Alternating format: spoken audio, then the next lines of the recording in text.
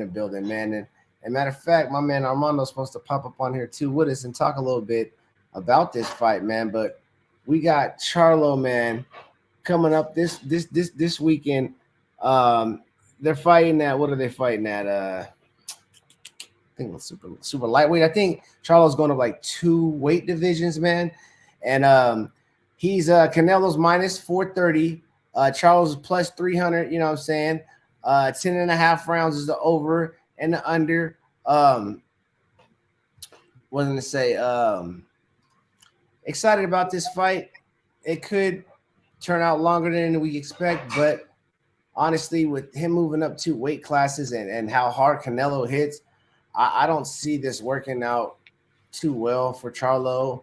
And it was supposed to be his brother, but it's him. But I mean, it's opportunity. But at the same time, I've seen Canelo lose fights before, you know what I'm saying? So it's not like he's invincible. It's not like he can't be beaten. But when I seen him lose, it was obviously to Floyd Mayweather. And then when he went up those weight classes, what Charlo's doing, which is not a good look, that heavier man laid on him and beat him up and gave him it was too much for him to handle. It was a lot of problems. So true. Just, you know, anything can happen. You know what I'm saying? And I think Charlo has more than a puncher's chance. I'm not finna go out there and disrespect that man like that at all. You know what I'm saying? He's a champion too, doing this thing, man. But I'm gonna have to go with Canelo on this one. I'm just nervous about that 2 weight class jump, man. That's the big thing, you know what I'm saying? That's the big thing, and it just for the fight, you know what I'm saying? So yeah. You can't come to somebody's backyard and expect to just come in there and dominate. You can't come to somebody's house and expect to just punk them. You come in Canelo's world. This is where he dominates at in this weight class. And he's going to show you why he dominates this weight class. Yeah, it's a risky fight to go up 2 weight classes, and then you're fighting one of the best fighters in boxing right now. And the Charlo is. I have a little bias against the Charlo twins because I think they're charismatic guys that are really talented, and I feel like and they're American. They could have been twins, boxing champions could have been huge. And I just feel like their careers have been mismanaged. And like they're coming up possibly on the end of their careers. So now they're going after these big money fights. And for a while they could have, I just feel like they could have been superstars with the talent that they have. And so for him to go up 2 weight classes is risky. I think the one big question for me for this fight is, can he handle Canelo's punch in that division? That's a huge question mark for me. If he can handle it, because at some point Canelo is going to get it. At some point, within 12 rounds, at one point Canelo is going to hurt him because he just has that kind of power. Can Charlo handle that power? That's my big question. I think he's faster than Canelo, but Canelo timing can beat speed. He's really good at timing when he wants to be. Other times, if he's not afraid of his power, that's another thing. If his power doesn't go up and it doesn't transfer to that weight class and Canelo takes a shot and it doesn't do anything to him, it's a long night. It's a long night. So he's got to be on it. He's got to be jabbing constantly in Canelo's face and staying at range. Do not get on. There's a lot of guys that say that Charlo has a better inside game, and I kind of question that logic, because I think Canelo's got a better game on the inside. But that's the debate, right? Whose assets are better at this point? And I just feel that the weight classes are there for a reason. Canelo did it. He just went up 1 and he got his ass beat. Weight matters in boxing, and so that's the big question for me on this fight. Yeah, that's a huge question, man. Huge question. Mannie, man, how you feel about it, man? I feel that Charlo just like Armando said, it's just about the money. It's not about him being able to win. If he wins, that's a plus for him, but he's only doing it for the money. Like he's a boxer. He's been boxing for a while. Going up 2 weight classes to fight somebody that's actually a power hitter. That's not what you do. Like if you're gonna make your way up there, then you go through one weight class, start at the bottom, build yourself up, get to the top of that, and like that, you just don't go up 2 weight classes and then go to the top. So it's just a money Right. grab, and he knows that he's gonna get knocked out. So I'm saying knocked out in the 8th round. Canelo's Eighth gonna win this round fight. knockout. Okay, Manny, with the 8th round knockout prediction. Listen, sounds very real. It can happen. It sounds very real because like Mondo said, we're gonna see how he handles those shots, and who knows if he can handle the shots. And if he can't handle the shots, he can definitely take one in the 8th and have a seat, depending on what happens the previous 7 rounds. You know what I'm saying? And yeah, I forgot you were saying it is definitely a money grab, you know what I mean? But here's the thing I wanted to ask you, like, even though it's a money grab, it's still a good fight. Who else would Canelo? I mean, besides maybe trying to fight the guy that had beat him already, but he'd have to go up in a weight class again. But besides that, like, is there a better person out there for Canelo really to fight or better match? You know what I'm saying? Well, see, this is the thing from a business side. I mean, Canelo's in control, right?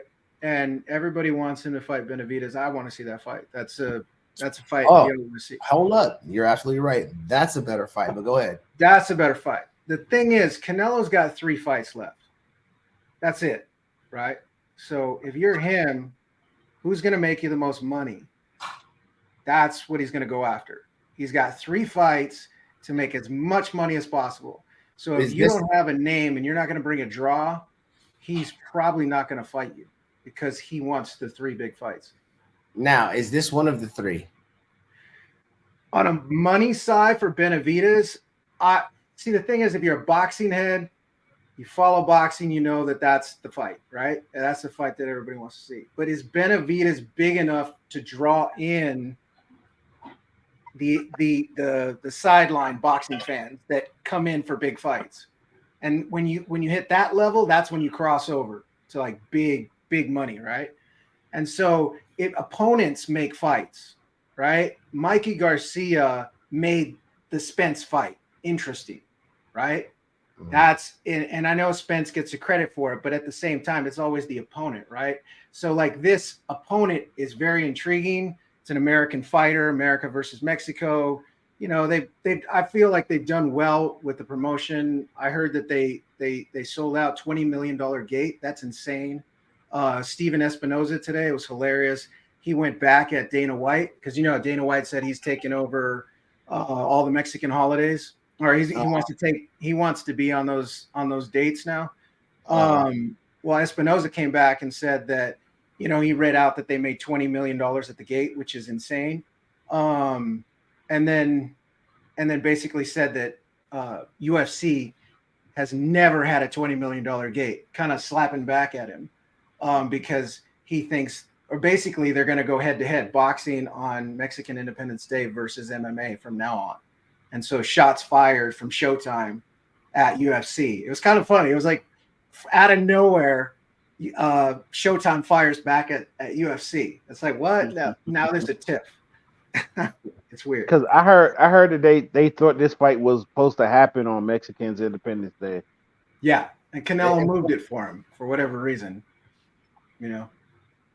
There may be other reasons that I haven't heard. So, I don't want to say I'm an expert on that because I really didn't have time to research that side of it, just from what I've heard from bloggers and stuff like that. But yeah, it's just one of those things where Canelo's got to get those paydays. And so who's going to do that for him? I mean, Terrence Crawford does it for him. It does. That's a big money fight. Now Terrence is a superstar. He's been on Good Morning America. I mean, now he's crossed over, right? And so when he fights, it's going to be a big deal. So I don't see that Canelo Terrence Crawford being out of the question because it's a massive payday for both of them. I did hear something about that. I did hear something. Huh? What's that? Is that Canelo coming down in weight? No, that's Terrence going up. Yeah, I did hear something about they said Terrence said he wanted to fight him and go up in weight to fight Canelo. I don't know how true that is, but I did hear something about that. So is this Charlo fight one of the 3 fights? Yes.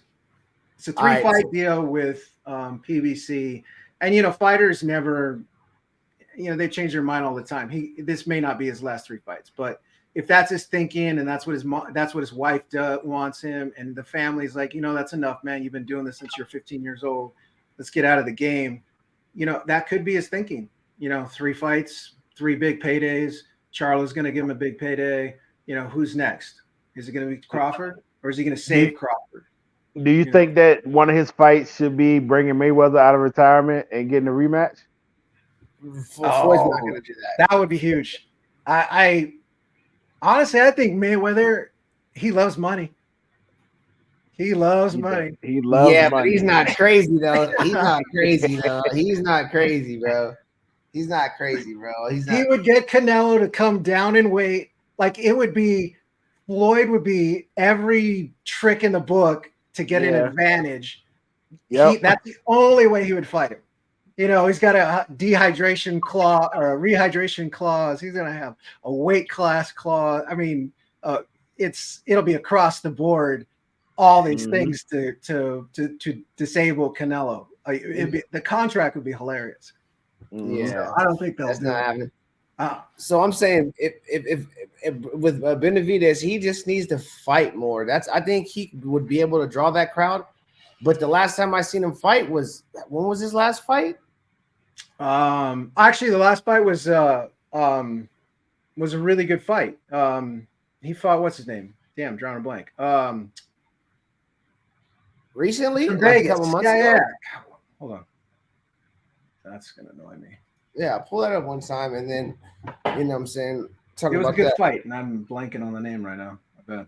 Because I don't know if I remember his last fight. I thought I watched it, but I might have missed it.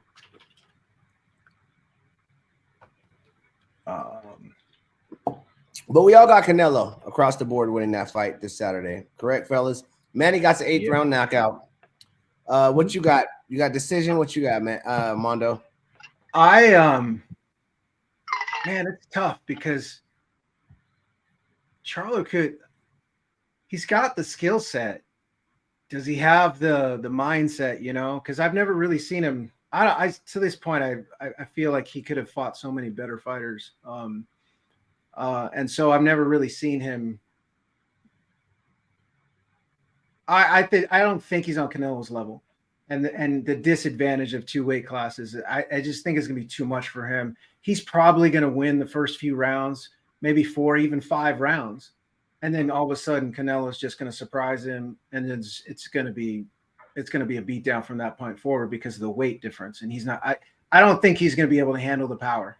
I think it's a short night it's not going 12. I think he's going to knock him out. And I'm saying that because of the weight difference. It's just going to be, I just really think it'll be too much for him. Okay. So, I mean, we shall see it. It will be interesting. And yeah, I think I got Canelo winning, but I got it going at least into the 10th round. 10th round. I got 10th round. It'll maybe make it through the 10th round, and maybe not. But 10th round is where I say it's going to be probably his demise. So I give it 10th round knockout. Canelo. I mean, I wouldn't be surprised if he caught Canelo once. I mean, I know he's for the most part, Canelo will probably walk it off, or it'll be like a flash knockdown or so. I wouldn't be surprised because Canelo's not the Canelo of a couple years ago, right? Seen him lose. Right. So the game plan has been laid out for him, right? Right. I was gonna just say that Charlo kind of follows that Floyd game plan. You know what I'm saying? He might be able to get out of there with the dub. Yeah. But at the same time, Canelo's a way smarter fighter than was when he fought Floyd at that age. 100%. Just his head movement alone, it gets tiring missing, right? He makes guys miss. So don't discount, like, if you're jabbing and missing him because he's doing that thing he does, that's tiring, and then he's going to have that extra weight on him. He doesn't know in a real fight yet what it's like to fight at that weight, right? Against a premier fighter. And he doesn't know. And then just look at how smart, even though he's better now, but look how smart he was when he fought Floyd. It wasn't like that, he fought Floyd and he didn't know what he was doing. He was already showing the world where he is now back then. Yeah. He just Floyd was just a little bit smarter than he was. Oh yeah. That he took the fight too young. Um, Yeah. Floyd being the master of timing knew Mhm. that fan base. I mean, he was being if he would have beat Floyd, I mean, Floyd wouldn't have taken the fight if he didn't know that he could beat him easily. Um, but it's all about timing for that fight. Mhm. An experienced Canelo now, um, it would have been a much closer fight. I still think Floyd would have beat him, but at that weight class. But I still think it would have been a much closer fight if it was a more developed, actually prime Canelo. Yeah. But yeah, Okay. money wise, for Canelo, it's just he's in the same game Floyd was at the end. How much money can I make? That's it. Yeah. Right. So Well, we'll keep you guys updated this Saturday, man. It's going all the way down. Showtime Boxing, Canelo versus Charlo. Both eight rappers, both boxers are. I think they're both 33. What was I just looking at right now? Just a quick little preview. Both of them are 33. Um, there it is. yeah, I think Charlo's just a little bit taller too. Charlo's taller, 5'11". He's got to reach 73 inches, so he's got about a 2.5-inch reach over him. But Charlo's 35, 1-1. Canelo's 59, 2-2. So that experience right there is a major advantage, man. I'm telling you, the more fights you get in, the more experience you have. You become more of a hell of a fighter every time because you Smarter. experience differentness. You're smarter, and a smart, not old fighter is a dangerous fighter because even if you get older and you're smarter, like as you get older, you know what I'm saying? Even me playing basketball, I don't play as hard. I play as hard, I just don't play as fast as I used to as when I was younger. I play a lot smarter now, you know what I'm saying? And if I was this smart when I was that young, I'd have been a dope ass player. But Canelo's still kind of young, and he's all that experience since he's been fighting since he's been so young, still makes him a hell of a fighter and gives him a large advantage over Charlo, especially somebody that's fought 37 times to somebody that's fought 63, 64 times. So that's just double the experience, man. So yeah, we got Jesus Ramos undefeated going against Erickson Lubin.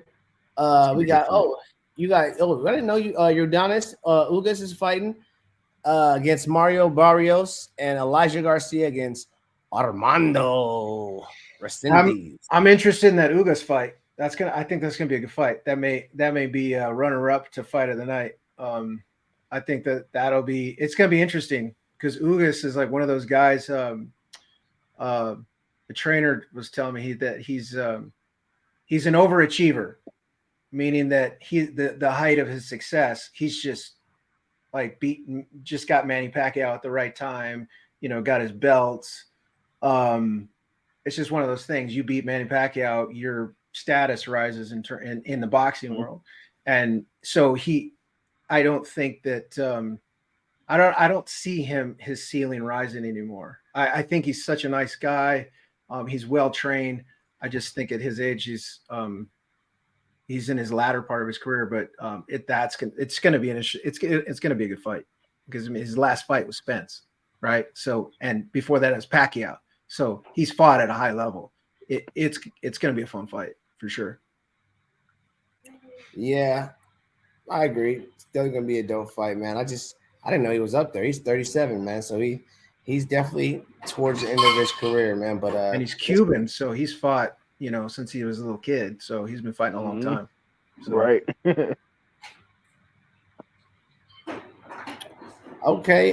Shit. Any more boxing you want to talk about before we get over to this NBA? Because we got a major trade to talk about. Oh, that's right. No, that's it, man. It's gonna be a good weekend. It's always fun when Canelo fights. Vegas is always packed. It's a good place to be when there's a big fight, and Canelo's no exception, man. I heard he's already in town. That's right. He did his press conference today. Yep. He was kind of talking shit. He's like, "Why is Charlo being so nice to me?" Because before the before the actual fight was made, he was always talking shit, and now he's like, he's being very super respectful. It's weird. He's not the same shit talker, and so people are like, is it head games or is he kind of intimidated by the whole thing? Because he's not being himself. It's weird. So we'll see. I don't know. I think it's going to be a head game. I don't think it's a head game, man, because I think if you've never played head games really and you always were yourself, I think you'd be yourself. And if you're not yourself, like, I don't think it's like trying to play head games with Floyd. Like, you think that shit's really gonna work, Conor McGregor? Like, right. It'll be entertaining, but that's just not gonna work against this kind of boxer. No. So maybe he's just like, you know what?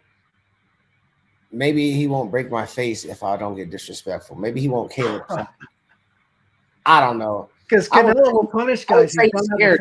I can say he's scared, but I don't know. It's a good. That's a good observation. That's a great observation. Yeah.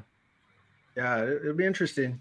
It'll be interesting to see. But yeah, I mean, the fact that Canelo noticed it was making it a story, because it's weird why he was so chill. He's not that way normally. So we'll see. Maybe it's too much for him. They're gonna fuck around and come out together. Like, Canelo's gonna be like, "You cool? You want to just walk out together, bro? We can just go to the ring together." Right? First time ever, we have both fighters. Like, whoa, is this WWF now? What do we got going on? Yeah, I mean, do you think? Now that I think about it, do you think if that's real and he's kind of nervous, if Canelo could just blow him out of the water? Yeah, man. If he's really that nervous like that, or, I mean, it could. This is what I think it is. I don't think he's nervous. I think that he knows that this is the biggest fight of his life, and that it's going to be a hell of a fight. So I need to be extra focused now. You know what I'm saying? And extra, like, I don't even have time to waste energy on thinking, oh, this and that. I'm just so tunnel vision focused right now that I seem like that I don't want to talk or I'm nervous. You know what I'm saying? I think that he's really focused on what he's got to do. You know what I'm saying? I'm trying to give him the benefit of the doubt. He sat down and he looked at some Canelo fights and was like, yo, I signed up for this with this guy. That's what it is. He gonna call why y'all stop me? He gonna hit his brother on fight night like, hey, how much you weigh, dog? Hey, you want to switch this out? Right? You should be in the ring. It's supposed to be you.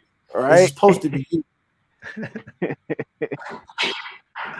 Holy shit! Yeah, so this could be like Ryan Garcia versus Tank, like that kind of bad night for him. Man, dog. I mean, it could be, and I don't want to say this one has more potential of this happening, but it might even have more potential of that happening than that fight had happening. You know what I'm saying? Yeah. But we'll see. I don't think, it just depends how Charlo plays it. I personally don't think he's going to go out there getting cocky and swinging for the fences. I think he's going to play it smart and safe because he has no other choice. You went up 2 weight classes. You can't go out there acting like you the big dog. That's going to be very detrimental, and it's going to be a huge mistake. So you're going to have to definitely ease into it a little bit and see how it goes, see how you feel with the punches, and then, move forward from there. But it's that's crazy because guys who are that weight say Canelo punches hard. Exactly. Mm-hmm. So yeah, man. If he catches a body shot, I think he might drop him with a body shot. I think that is the probability is like high. That long torso. And when you get hit by somebody that has power, it changes your whole game plan. Sugar Shane Mosley said when he fought Pacquiao, he had a game plan until he felt that power of that right hand, and he said that his whole game changed was to never get hit by that right hand again. He wanted to quit in the corner. The power was so strong. Remember that? His trainer was like, "No, we ain't built like that. Get your ass back in there." He's like, "I'm done. I'm old. That shit hurt. It's hurting." Here, you switch that one round. Look at it. Oh yeah, yeah, buddy. Well, yeah, hell of a fight going on this weekend, man. Make sure y'all stay tuned. We will keep you guys updated. All right, I'm gonna hop out here. Thanks for having me on. Appreciate it. Hey, man, thanks for anytime. So every time we say his name, now you can put a face to the name. That's my man's in them. Right? All right, you All guys right, big dog. continue. Appreciate you. All right. All right.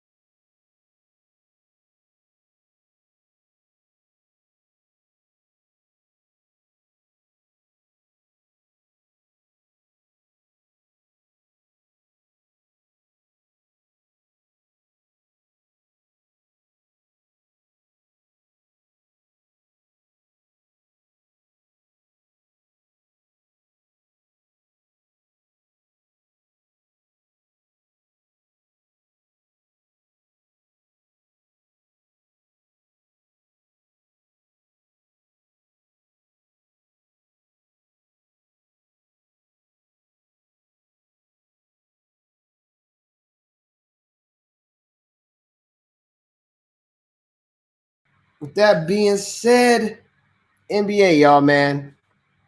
Damian Lillard finally got his wishes, finally got traded, man.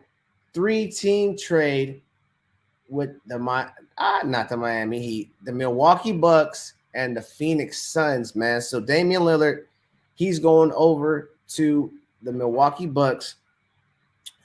The Blazers are letting go of Jokic, and they are receiving Drew Holiday and DeAndre Ayton. Jokic is going over to the Suns, which is actually a good look because I think Jokic is a better center than DeAndre Ayton, and the height is a good look. And I think that's a good piece for the Suns. I got the whole deal right here. The whole deal how it happened. So go ahead, go over it. Go ahead. I'm gonna Drew Holiday to you. Yeah, Drew Holiday, DeAndre Ayton, and Tsunami Kamara. They're going to the Blazers, as well as the 2029 unprotected first round pick and unprotected swap rights in 2028 and 2030.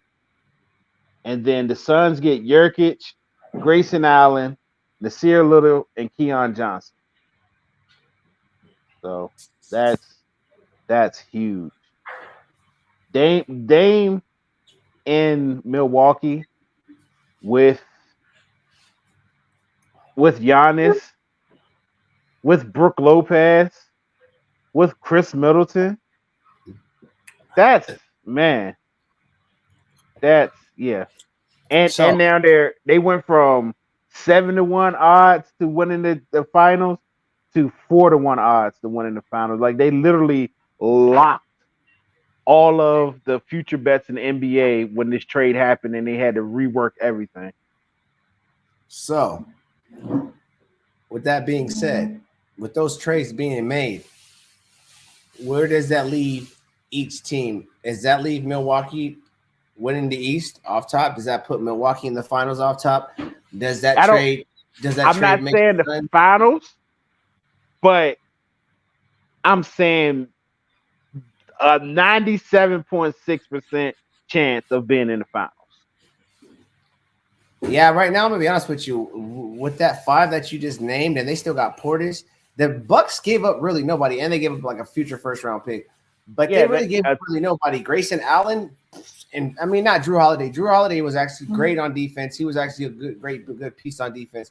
Probably a better defender than Damian Lillard. If you ask me, I would say Drew Holiday's a better defender, but obviously not a better scorer. I also heard that it's a possibility that Portland buys out Drew Holiday contract, make him a free agent, and he can sign back with the Bucks if he does that.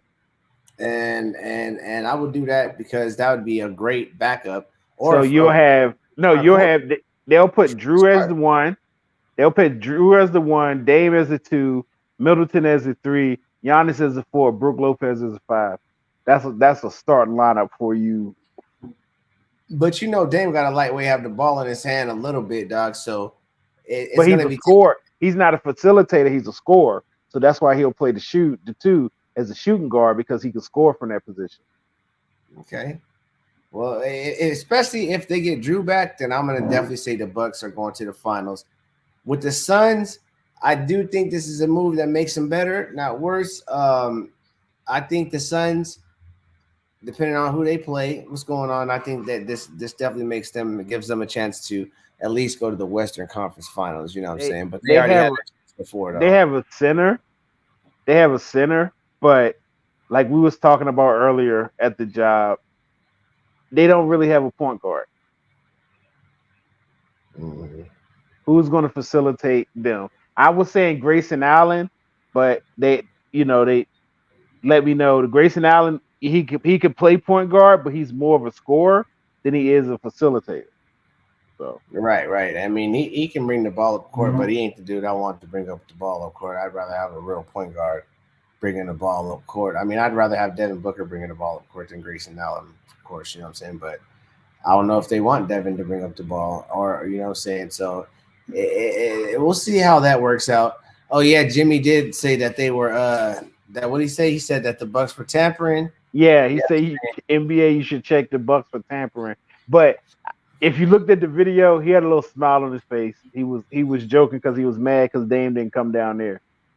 Of course, he's absolutely mad for that. But you know, Jimmy ain't no snitch like that, I don't think. But what do you think about Miami now since this trade happened? What does it do to them as a team? I mean, Miami.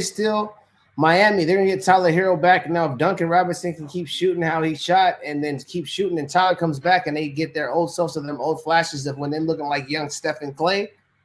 I think the Miami Heat will be all right. I don't think they'll beat the Bucks. The Giannis, you gotta understand, non-hurt Giannis is pretty much the best player in the NBA because no one could stop him, and then he could probably defend your best player too. That's where I really break it down to, like when it comes to like best players, you know what I'm saying, or who has the advantage in a series. When I go through the team and I'm like, okay, if there's a player that you can't stop, that's on the opposition and can hold your best player and stop that person, that they have the clear advantage over the series. Like no one can stop Jokic, you know what I'm saying? And their defense, he was stopping a lot of them other centers. And I was like, with this recipe right here, and plus what they're doing, it's gonna be very, very hard to beat. Damn near impossible to beat, man. You think that the Suns getting Nurkic is gonna be a contender with the Nuggets in the West? Well, just with Devin Booker and Kevin Durant alone, yes, but Jokic, yes, Jokic makes it closer, but the Suns still just don't have enough. The Nuggets are hella deep. They got Bradley Beal too in the Suns. Oh yeah, I forgot the Suns did get Bradley Beal. Yeah, I mean they're looking good. They're I ain't gonna lie, that's a hot four, just like the Bucks got a couple players.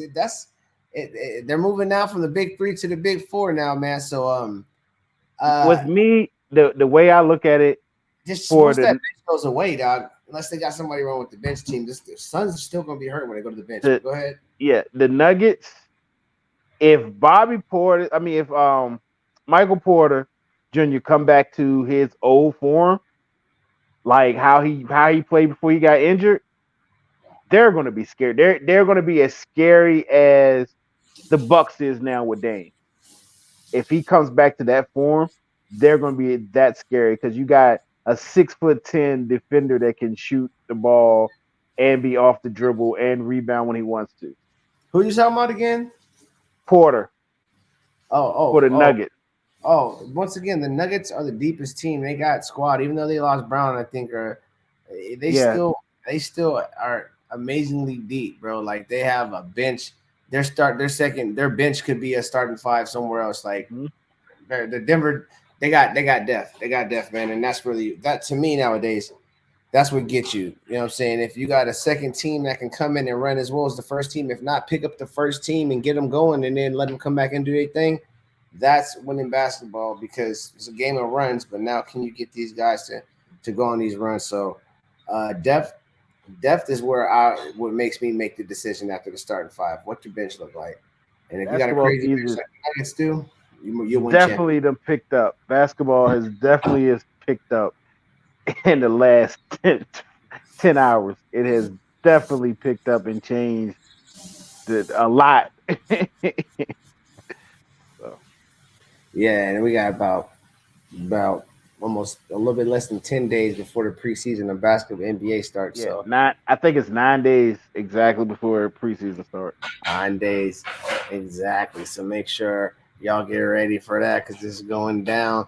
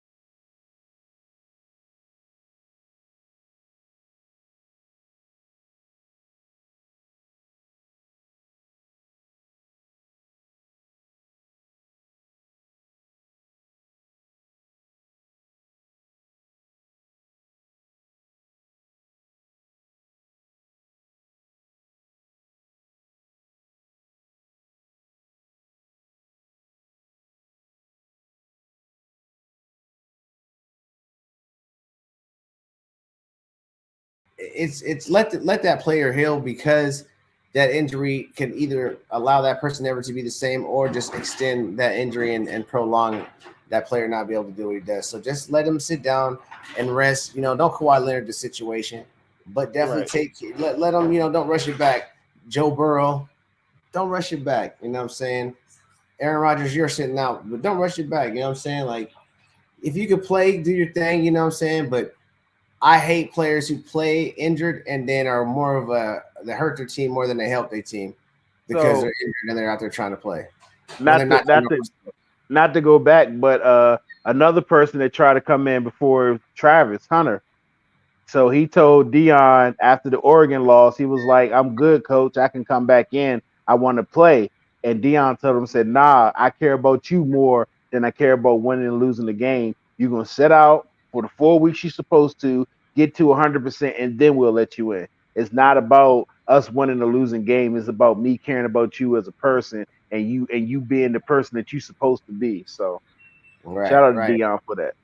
And you have to be, you know what I'm saying? Otherwise, you're gonna get a player that's not the player that he was, because they're trying to, do something that they shouldn't be doing, man. You gotta take these injuries a little bit more seriously.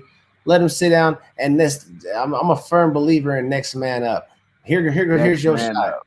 Here's your shot to prove to the world who you are. You know what I'm saying? Go out there and do it, or go out there and get exposed. But one of the two is gonna happen. One of the two is gonna happen. So